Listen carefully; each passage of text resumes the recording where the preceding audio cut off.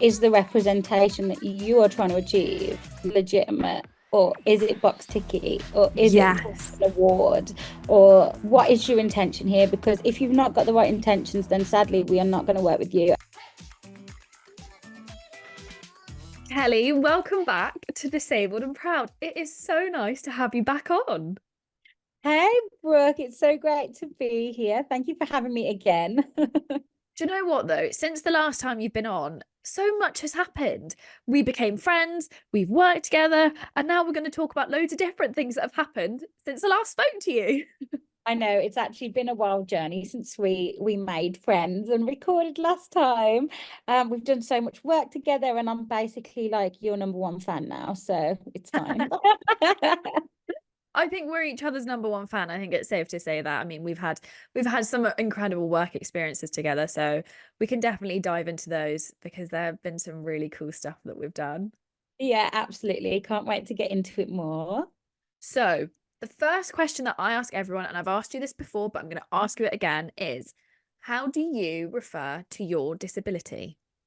Yeah, so I am a full-time electric wheelchair user and I identify as disabled and proud, hence the name of the podcast for you today.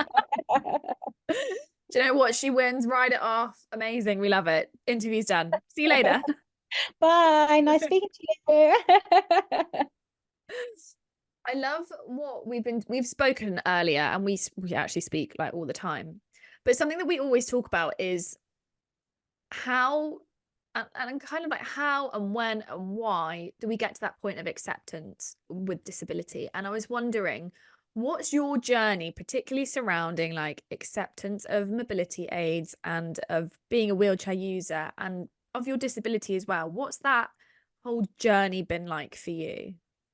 Yeah, tricky to be honest. Like I think, we are all like the majority of people that I speak to in my day to day are disabled and proud to be disabled. Obviously, there's nuance in that, but we all come from quite a positive place that, the people that I kind of speak to most of the time. But it's important actually to realize that that's not always the case for Yeah. everyone. That certainly hasn't always been the case for me. I when I was younger, like my condition is progressive, so it changed a lot over time, and so I was no, but my family didn't even know I was disabled till I was two-ish. Hmm. And I was walking from one. So obviously, in terms of the medical kind of world, it's tick meets the milestones, all that kind Yeah. of jazz. So nobody thought that there was anything kind of untoward until they noticed that I was older, like, and I was walking on the side of my foot instead of on my feet, like how you'd, I suppose, walk. And also on one tiptoe. So it was, my own stance was a little bit different to what they would expect. Hmm. And also at the same time, my brother was born and he never walked and he didn't meet his milestones again in tick box terms. Yeah. So that's when it was investigated. And from there, I kind of went into primary school walking. And by the time I came out of primary school, I was going to be a full-time electric wheelchair user. So for a kid going from like the age of 4 to 10, that's quite extreme. Yeah. Lots of change, lots of anger, lots of progression, lots of things to navigate as well because my dad was a professional footballer. My mom was a stay-at-home mom and she had two disabled kids. She Yeah. had no exposure to disability before that. She, I think there was obviously less representation back then, but also she didn't have anyone in the family that was disabled, Hmm. any disabled friends. So there was just no point for her even to kind of start on. Yeah. No social media or community to reach out to.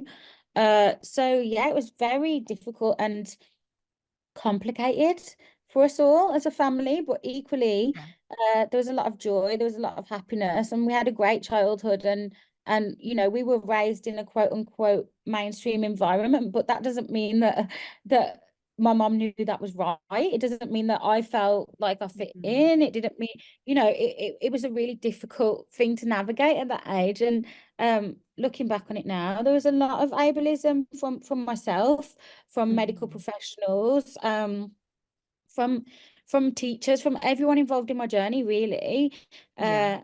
Yeah, it was difficult, definitely. I really think what you said about how not everybody is disabled and proud is actually something really important, because you're right, the vast majority of people that I speak to, we speak to, we know are very much disabled and proud, but it isn't actually reality for everyone. And it's Mm. also okay if that's not your reality. Like, it's Mhm. so okay for you not to be in that space, because your journey is going to look way different with your acceptance of your disability than what mine will look like, what yours would look like. Everybody's journey is completely individual. And I think it's just a really key point to highlight that if you don't feel disabled and proud, that is okay.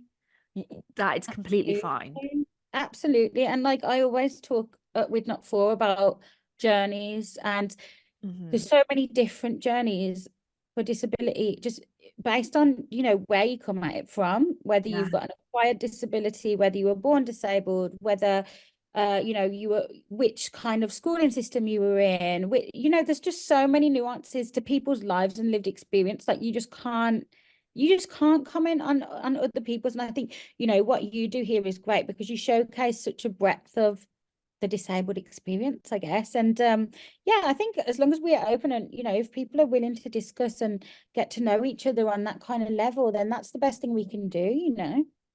Absolutely agreed. And you're right, disability requires so much nuance. Just because you've met one disabled person does not mean you have met the entire disabled community. And that is factual. Exactly, that's right. Something you said though about roughly about, leaving, entering primary school, walking, and then leaving primary school as a full-time wheelchair user, or you were headed in that direction. That's Mhm. around about the age I'm thinking, like 11, 12 is when you move into secondary school. And obviously it's a super formative time for anyone, regardless of you've got a disability or not. And also then there's hormones that come into play. And it's just a really, like, it's a horrible time when you start becoming a teenager. It's disgusting. But not to make that sound too bleak, but what was that experience like for you? Added in with that is that you're now using a wheelchair full time, and it's electric wheelchair too. Oh my God, we could literally have another episode to talk about this, because it was so overwhelming. Hmm. So the first thing that happened is, when I left my primary school, just before I left, my electric wheelchair was presented to me in assembly in front of all my peers, which was absolutely mortifying. Um, the second is, I started my secondary school and I was already made to feel completely, I don't even know what the right word is. Like, I it was a school that wasn't adapted in any way, shape, or form. But I fought to go there as a child because my friends were going there. It was the Yeah. local school. I wanted to have that experience. So then I did get accepted, and I had to make all these adjustments, like, adding in lifts and things like that. But one thing that I found completely bizarre, and I still find bizarre to this day, is we had two blocks. One was on one side of the road and one was on the other. And I had to be driven from one side of the road to the other because of health and safety in a car. So I had to buy an adaptive wheelchair access vehicle to take me from one side of the road to the other during lessons. And I found that completely bizarre, completely alienating. And yeah, just even like I started school and I was still kind of reluctant to use my chair full time. Even though it was a huge school, like I couldn't hold on to any surfaces while I was walking. People were pushing past, like, so I had loads of falls at school. And at that point, I couldn't get myself up off the floor either, because I didn't have the strength to do that. So then Yeah. every time I fell, my mum would have to come into school. And I don't know what happened or when that kind of light bulb moment happened, but I just sort of thought, okay, I need to stop doing this now. I need to be in my chair, and then I need to figure out what that means. Hmm. So I was doing all kind of things, like silly things in my mind. Now I look at it and think silly, but then I thought normal. Um, um, Classic. so I'd go around without my foot plates on and kind of walk my feet across the floor. And like it makes no sense to me now. And Yeah. probably you're like, what the hell does that even mean? But like I just thought it made me seem like, okay, people are gonna know that my legs have Work. sensation and my Yeah. legs like operate in a fashion. And it just is absolutely bizarre and ridiculous looking back on it. But these are the kind of emotions I was dealing with as like a 10, Mhm. 11-year-old girl. Who's also going through puberty, who's also meeting a whole massive year group of people that Yeah. never been exposed to before. Like all the kids in primary school, it was a small school of like 15 kids in the class. You all know each other. Yeah. You've built those relationships, but then to go to like a school where there's like a year group of over 100 kids, they all don't know you're quite reserved to begin with because you don't know where you kind of fit. Mhm. It's really difficult. Yeah, super, super tricky. That sounds like a lot, especially at such a young age. And Yeah. I was like, I was trying to picture what you would look like without your foot plates. And like you try and like walk along the floor. And I'm like, younger Kelly, what were you doing? I get what you were doing, but like, oh girl, like Yeah, honestly, I feel like some of the older kids were like, I remember like a phrase or something like a horrible memory where it's like someone said, "Oh, look, she's trying to walk" or something like that, and I was like, "Yeah, this is not it. This is not it at all." oh my Like, goodness. yeah, bizarre. Kids are mean as well. That's the thing. Kids are really mean sometimes.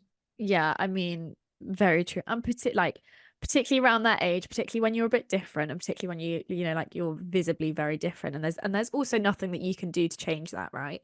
You suddenly Yeah. can't not use a wheelchair. It's like me, I suddenly can't grow an arm. Like it's not just gonna like grow overnight. Like so I can completely understand what you're saying and that experience of all, like feeling quite othered because that's essentially what's happened, isn't it? Like being told you're a bit of a health and safety hazard as well because you have to get in this car to cross the roads like Okay. and make and having that whole experience now knowing you as well as I do kind of makes me understand who you are as a person a lot more because you're one of the most inclusive people I know and like I say that and we both know a lot of disabled creative people but even disabled creatives get it wrong, right? But you Yeah. are someone who will have conversations with absolutely everybody to make sure that they feel safe, included, like their opinion matters. And that now all makes sense because of the experiences you went through. So I want to thank you for sharing that because it's also not easy information to like redredge up and be like, oh, well, yeah, being a young teenager was fucking shit. Let me tell you about it.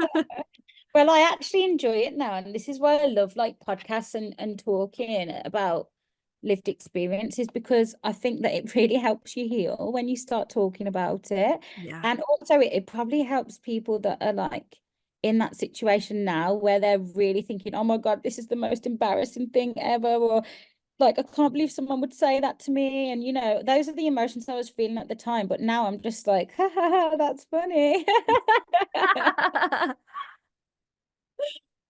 Okay, so I'm going to jump forward just a little bit and go into your career because you have had one of the most interesting careers in terms of like what you've done, what kind of things you've like jumped from. It's all been like a super crazy melting pot. And I was wondering if you could like start at the beginning and then go into what you do now and what we want to talk about today. Yeah, absolutely. So the beginning, so I was in school, and then when I was in school, I was trying my hardest to rebel so that I looked like, I fit in, let's say. Yeah. So that very much happened. And then into college, the same vibe. I was all about underage drinking, like going out, doing illegal things on car parks. Like I was a bad girl. And I feel sorry for my parents when I look back at that age. And anyway, after that, I kind of when college was coming to an end, I didn't know where I was going to go. Like I did this course that had no meaning in the real world. Yeah. Because I wasn't very studious. I wasn't uni educated. I wasn't doing something that I thought would help me get a career. I was just doing what I wanted to do because it sounded like fun running around with cameras all day, which is hilarious because full circle, I actually am in the media industry. But like looking back, Kelly had no idea, guys, do not be fooled. So yeah, so first job, I struggled. I couldn't get a job. So I was only allowed to like leave college when I had a job. And the courses that I was doing at college were like kind of things that I was exploring because I wanted to stay there because my parents wanted me to be in education, but I didn't want to go to uni. So I was looking constantly to get a job. And I was applying for everything because I saw no barriers, whereas Yeah. society saw all the barriers. Mhm. So I was applying for like kind of things that, you know, people could go into without experience. So like, I don't know, bar work that like, you know, they're looking for temporary hires, like clothing shops that a lot of my friends were working in, things like that. And yeah, I was told very swiftly no, like I wasn't even interviewing. It was just yeah, you can't do this job physically, and it was very closed-minded and you know, whatever, but we'll come back to that. So first job I managed to get was as a receptionist in a doctor's surgery.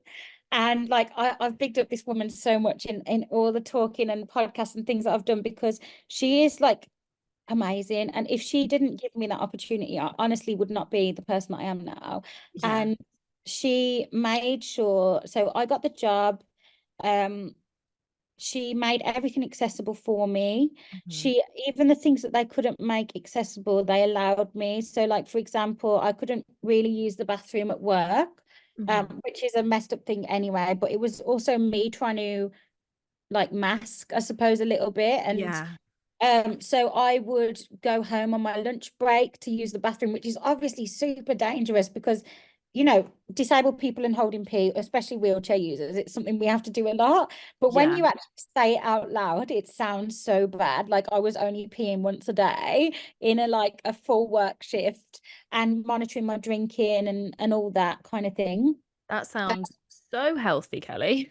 I know it's such a part of life I feel that we all need to normalize and work on because there's Mhm. so I mean at Twickenham I didn't pee the whole time we were there. Honestly, I had a work experience the other day where I did not poop for the entire day, and it was the worst day of my life. Came home and I had the worst migraine, and it's literally because I didn't go to the toilet. Yeah, it's Like, it crazy. can impact you in not a fun way. Yeah. I mean like yeah, like honestly, just things like that anyway. She Mhm. made the time for me to go home and like, you know, ensure that I could get out my chair, have a break, blah Yeah. blah blah. And then when I went for promotion within the company, because as soon as I got a taste for work, that was it then. I was like, Loved it. I want to be the most successful human in the world. So that was my new fixation. So Mhm. it was like all the courses, all the promotions, and like I went for so I got a promotion into prescriptions. I did all the medical training and stuff around that. And there was no office for me, but because she knew that I was the right person for the job, she Yeah. literally kicked one of the healthcare assistants out of their office, moved them upstairs, and gave me a downstairs office for myself. Like, Yeah. what a legend. Seriously, that's the kind of people that we need in our corner. And then Mhm. after that, I went for another promotion to be like what's it called? Practice manager. So like vice practice manager or whatever you would call it, like the second from the top, basically. And I feel like the whole surgery, like all the doctors that worked there were like, fair play for going for it, but you have not got the qualifications for this role. But that just tells you about me. Like, I don't see any like barrier, boundary, like Yeah. whether that be to do with disability or to do with like I will fully hit up anybody if I want to work with them. Like whether Mhm. you are, I don't know who I'm trying to think of, anyone, literally anyone. But yeah, so it went from there. Sorry, I'm going off on a few tangents, but We love a tangent. That there is a makes for great purpose. listening. So it went from there to wanting to really progress further in the NHS. And at the Mhm. time, honestly, there was just no options for me in terms of like medical roles that I could physically access and do Yeah. day to day. And I think like, you know, bringing in like bringing in a PA support or a care support or whatever at that time just wasn't a thing. Yeah. There was no kind of guidance on, okay, if I was a healthcare assistant or I was a nurse, how would I do those physical tasks with Yeah. support? Like there was nothing that out there. So I wanted to change career. I found a company local to me that actually was a neighbor that used to live across from me when I was a kid, very random. They started a concierge company and I started there right at the bottom as an admin assistant. And then I left there as their account manager, bringing in the most money, dealing with all the clients. But there was a lot of trauma there. And I can't, I look back now and a lot of it was not their fault. I can't say that it was completely Mhm. their fault because it's a difficult thing to navigate. But also from my side, growing up in that industry, very image conscious industry, and feeling like you don't fit in, there's a lot to navigate there. So Yeah. basically, we kind of parted ways, and I started my own concierge. And then I went on to work with around 300 professional footballers. That Yeah. is so like, It's that a is lot. so mad. I love how you've gone from, I really want to be top dog in the NHS. I literally want to be at the top. I want to be right at the top of the pyramid. Don't care what you say. I want to do this job, to realizing, maybe that's not going to happen. Like, okay, that is what it is. I'm going to go into concierge, do a bit of concierge work, realize that it's all very much image based, maybe not your thing, start up your own, and in turn work with 300 footballers as you do. Yeah, so that was a time that was interesting. So yeah, I was doing that, um, and that was still quite tricky to navigate because Yeah. I was these people's main point of contact. It's kind Mhm. of like online dating, right? Do you like go in with the wheelchair straight away? Is it What? relevant? Do you know what Yeah. I mean? It was very much that for me at that Mhm. age. Like I was early 20s and it was very much like, should I tell these guys that I'm like, not saying that I was dating all the footballers, by the way. I'm just saying. I knew every one of them personally. But it felt like sometimes like some of them knew already because I'd been like I met them and like Mhm. had the face to face. But for the ones that were kind of coming um through some of the different agencies that I worked with, or some of the like we had a membership card database that we used to look after, Mhm. and they were all like ad hoc people. Yeah. Um, so yeah, their first introduction to me, I wasn't as I am now, like all over the internet with like my chair and every single photo and blah blah Mhm. blah. So it was like kind of complicated. So there was still a lot of growth there. And also when you go out as a business owner, um especially back then, like in a wheelchair, meeting people from all kinds of places, like I would go into Cartier on client collections, Tiffany, like, and they Yeah. would judge you like crazy. Like they would literally be like, who is this girl? Like, why Yeah. is she here? Why is this tattooed wheelchair using girl in a beanie that looks like she hasn't had a shower in the hallway of Cartier? Like, what is going on? But then I'd be like, oh, I've come to collect this piece for my client. And I'd be like, oh my God, come and sit down. Here's some Mhm. champagne, blah, blah, blah. And Mhm. so it just used to make me laugh, that world, like how image conscious people are, how image driven people are. So then Yeah. that sort of influenced me and the way that I deal with people, and also like the people that I partner with, because Yeah. I never want somebody that's going to be treating people like that to be part of Mhm. the businesses that I run or work with, or whatever. So yeah, all the people that I had as suppliers back then, I still pretty much work with all of the time now. Well, I mean, you know what I'm like. I'll literally just text you and be like, "Have you ever thought about doing this? Do you Yep. fancy doing this?" And I just do that to everyone in my phone. And Uh-huh. Josh, my husband, always like says, "You are that," like Barney Stinson, how I Met Your Mother, Yeah. and all his guys in the phone, like the suit guy, the this guy. I am that guy. I've That's got you. guys. That is you. That is me. So anyway, that's a bit about my career, like up till I suppose football, but I want to take a break and a breather because I feel like I've talked for so long. Tell me if you want me to continue. No, I honestly think that your career is one of the most interesting ones. Obviously, like I know this story because I know you, and like I've also had the pleasure of watching you on stage, and I've watched you train people. Like I've very much been in the room and got to watch you do these kind of things. But hearing your story again and recently working with you, it kind of makes so much sense as to why you are the way you are, and particularly what you said about image-based business, because you're right, everything that you do and everything that, like, particularly obviously with not for stands for is so not about that imaged based, or there's always some sort of like image based in everything that we do, but it's not about that. We want to fit in and we want to fit the trend, because disability isn't a trend, and it's not, we're not going to be climbing the most popular charts ever, but it's having that reality to be like, do you know what? I can now pick and choose who I want to work with. And if you don't fit my bill because you're not integral, or you don't fit like my 5 core values, I don't want to work with you. And I think that's a really powerful thing to be able to say, but also really powerful to be able to stand your ground and hold your ground, particularly when you've been on the receiving end of it and it's not been particularly positive. Absolutely. And that's something that we do now with Not For. It's not even like about how they like recognize me as a disabled business owner anymore. It's about, actually, is the representation that you are trying to achieve legitimate, or is it box ticky, or is it Yes. an award, or what is your intention here? Because if you've not got the right intentions, then sadly we are not going to work with you. And that's like really hard for a new business to even be in that spot, to turn away work. But Yeah. the reason that we both started with Not For is because we really want to do the right thing, not for the world, obviously we do, but for ourselves as well, because we've both been in toxic spaces, we've both felt these kind of feelings, and if we're going to bring that negativity into our own business, it's almost like, what's the point?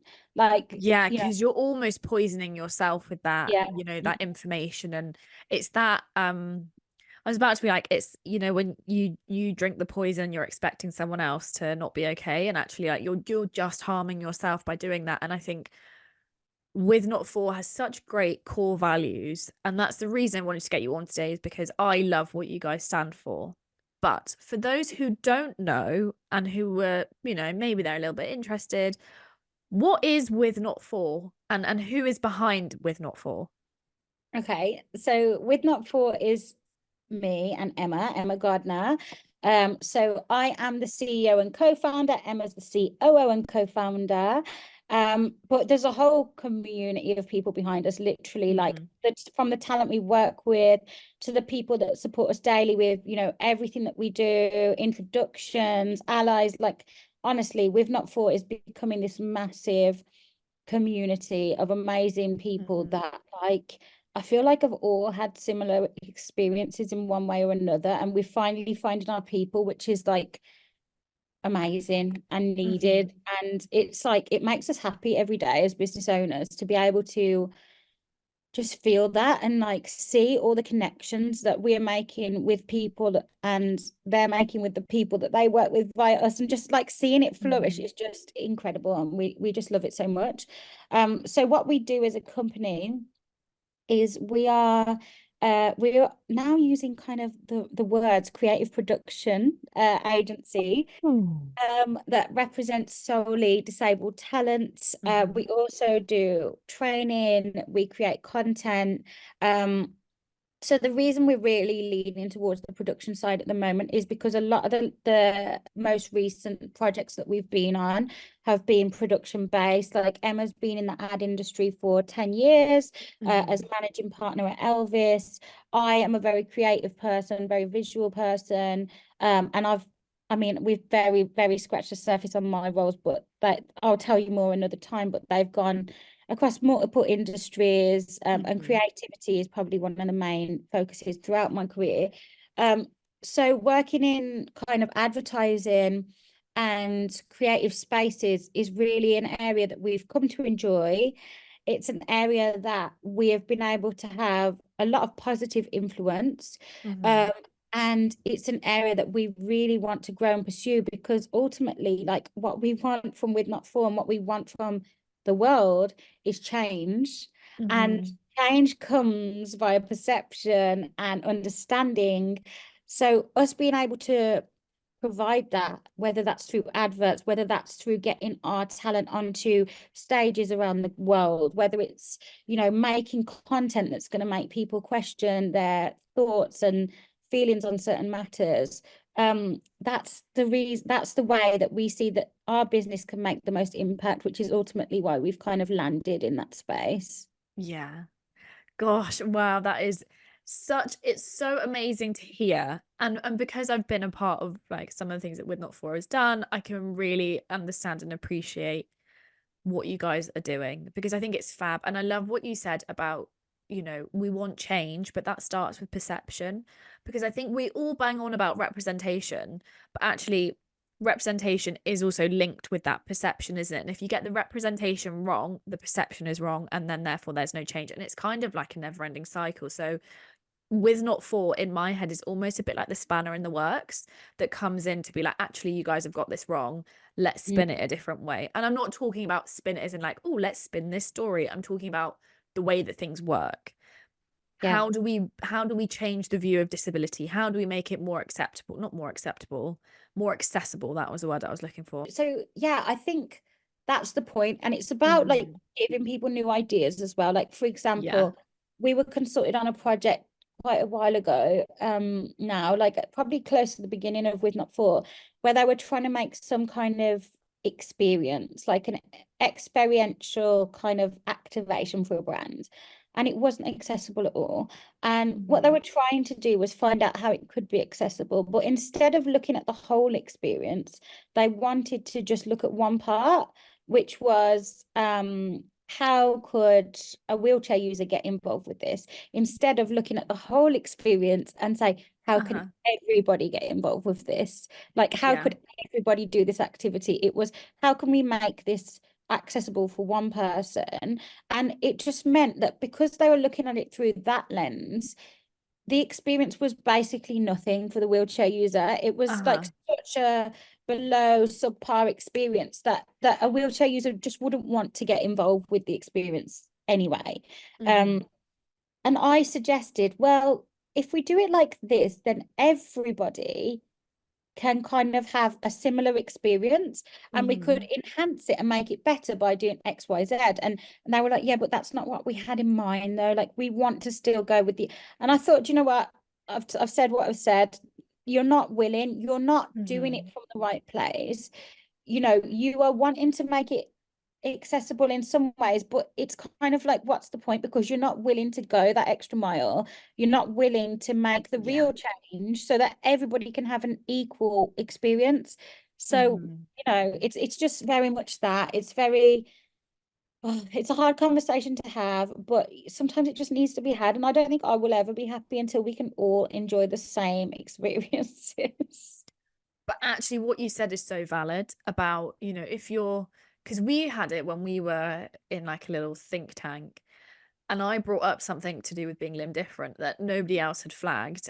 And it was that moment where it was like, okay, that doesn't just affect a wheelchair user, that affects someone who's limb different. And how does that happen? And how can we make it so it's easier and changeable and better?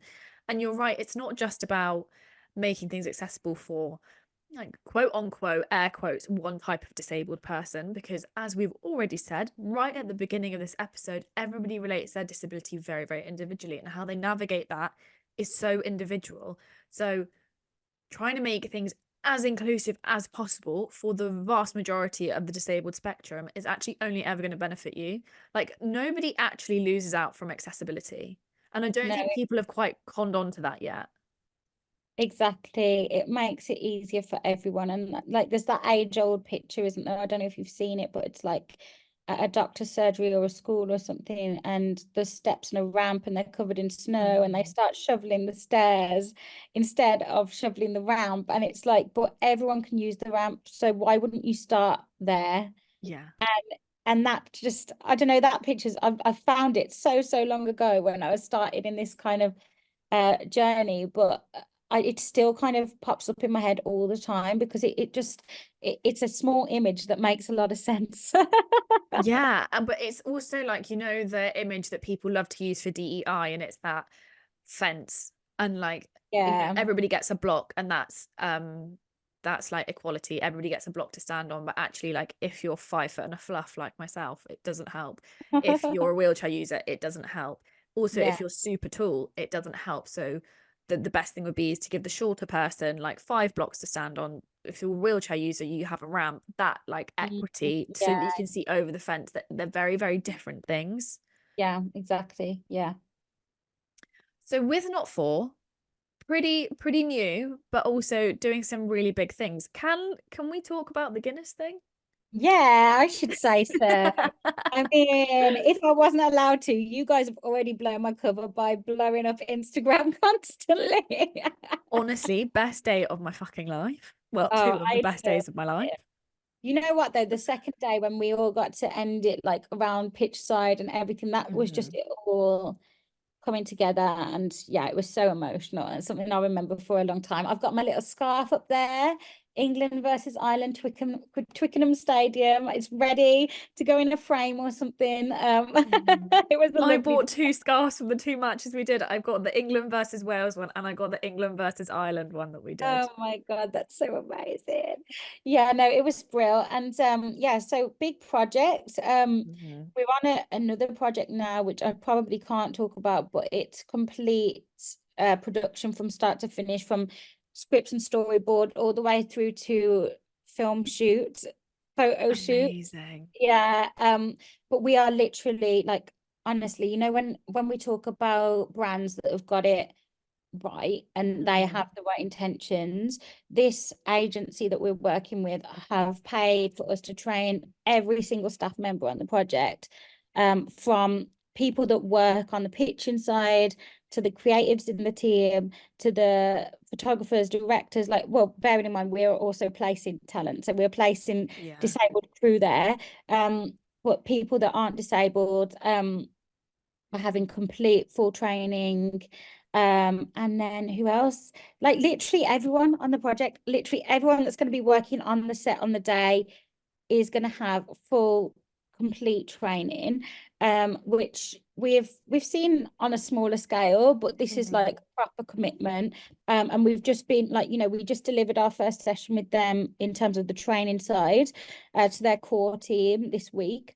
And there were so many questions, there was so much positive interaction, Mhm. and you know, really wanting to get it right, that the training ran over. So we've booked a second half, and it's like, you know, normally I think, you know, in workplaces I've been in, you've had like this mandatory training and stuff. Mhm. You just don't want to be there.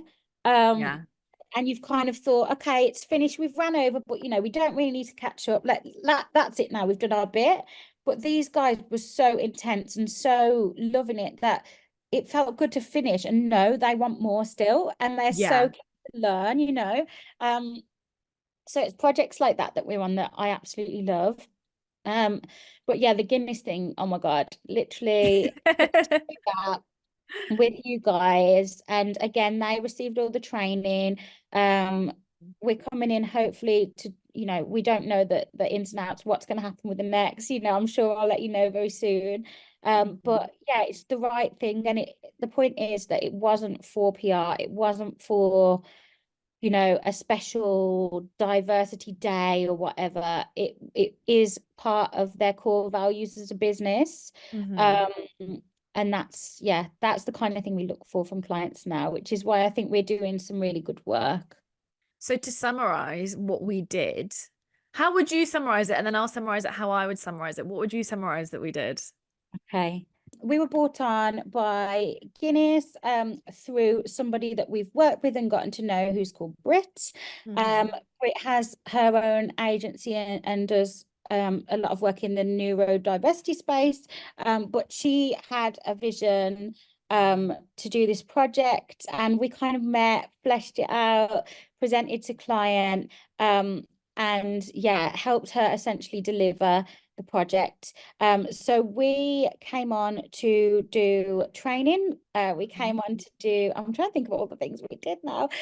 So training the rugby unions, is that the right word? England That's rugby. England rugby, but the SRU Scottish. I always thought it was Scottish Rugby Union, but that is so wrong. Brooke, this is why you're the rugby fan, not me. I'm just waiting. I'm just like listening. So essentially, you did some training with England rugby. You did some Yeah. training with Scotland rugby. Yes, and then we kind of gave physical consultation to the other Mhm. people that are involved with Six Nations. Yeah. But the in-house stuff we did in England and Scotland. Mhm. So during that process, yeah, we kind of understood what they needed to get out of the training. Really, we trained their ticket officing staff. We worked with their teams, like their event team, and like kind Mhm. of help them with interaction, help them with understanding, and ultimately why there's a reason for this project. And then yeah, that the on the day activation, we did a lot of research. Obviously, you were part of some of the early stage research Mhm. groups as well, where we were looking at the activation, we were looking at the name, we were looking at the everything from the name to the service to the uniform. We were kind of in charge of workshopping and researching. And then we were in charge of also getting together our amazing team of access Mhm. coordinators who were our disabled talent that we work with on a daily basis. And we were all put into the role of access coordinator for the day to work with the disabled fans on a match day and deliver really what they required in the stadium, be a point of contact, and really just help out from a general access perspective. And I think that it's probably the first time, at least publicly, and with the kind of intention that disabled people have assisted other disabled people within Mhm. a sports or hospitality setting. So it was a huge thing that they were doing, and something that we were really, really proud to be a part of.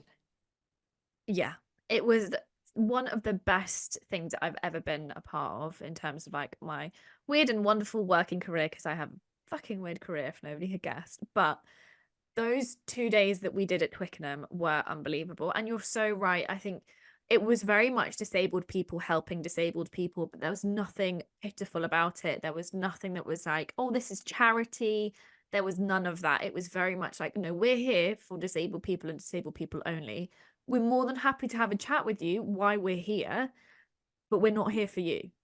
With all the Yeah, love in our heart, we're not here for you. We're here to make disabled people have a better experience at Twickenham, and so that they're able to enjoy rugby just like everybody else does. And that was incredible. Being obviously, if you were there, you would know that I am the biggest rugby fan. Rugby is definitely one of the sports that I absolutely love watching, and I don't play it because I would get squashed like a fly. Like, I'm 5 foot and a fluff. I was not built to be a rugby player, but I was built to watch rugby. And it was honestly two of the best days that I've ever had, because you're right, at the end of the second day, we got to watch pitch side when England were playing Ireland. And obviously that was a massive Six Nations game, and we all got to see that, and we'd done like a full day's work at that point in time, and we'd helped so many different people, and we'd spoken to so many different people, and we really saw how well it was like received, but also how needed it was. And Mm, that was genuinely brilliant. So like, well done to Guinness for having good ethos. yeah, yeah. Yeah. And well done to Brooke for knowing everything about rugby so that she became the on the day commentator for everybody else on the team that didn't have a clue what was going on. Honestly, I will never forget. So Abby, one of the gals, she is fabulous. We love Abby. Abby is obviously blind. And at one point there was like a try, and she was like, "What way do I need to look?" And I was like, "Oh, gal, like just follow the sound. Just follow the sound. Like it'll be fine." But it was such a fun day. It was so good. And like being a part of that and being a part of With Not For, I think is one of the most valuable experiences that I get out of being in this disabled community, because we get to do some really cool things. Yeah, and that's the thing now as well. When we had that WhatsApp group set up yesterday for everyone to get back together and things, and like, oh, it's just so nice to, wanna be with the people that you work with and the people that like really make a difference to your everyday when it's part of your job. So absolutely, it's super exciting, and I can't wait to do more projects with everybody. And everybody just has such a great rapport, and just yeah, I mean, yeah, I'm just smiling so much now. Oh, I'm so glad. But we have covered it so much already. We have literally zipped through so many fun things. But let's go to, I'm not going to go to the final question because I don't think we're quite there yet. But what's been your proudest moment of working within With Not For? Oh my God. I knew you were going to ask me this at some point. So I really should have prepared an answer in my head, but I honestly don't have one. I think honestly, my proudest moment, I think that the Guinness pitch side moment was up there, you know, when you're Mhm. all there, especially as well when Rag and Bone Man came on, because I know. it was so like, you know, it's always good. I love music, and having music to kind of, you know, enhance feeling is always something that I'm super Mhm. happy with. But that was one of them. But I think even before that, like just kind of determining our values as people, just like I want to say the first time we said no to someone, Yeah. like that is a huge, and I don't want to sound negative in any way, but I think that that was the moment where it really clicked for me, and probably Emma as well, that actually we have the power to do what we want with this company. Mhm. And it's a big responsibility, but also it's something to be celebrated, because we've been in environments, especially like, you know, I don't want to speak on Emma's experience, but I can speak about myself and say I have worked for some fucking assholes, like honestly.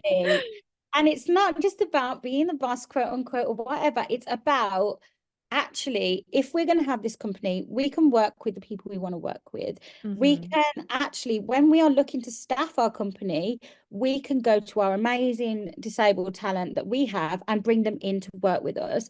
Mhm. We can have our own policies on, you know, Yeah. health, uh, you know, whether it's pregnancy, disability, health, menopause, like all these things that we think, oh my God, these are great. We can Mhm. implement them within our own company. We can be flexible. We can have days off if we're feeling low. We can lean on each other.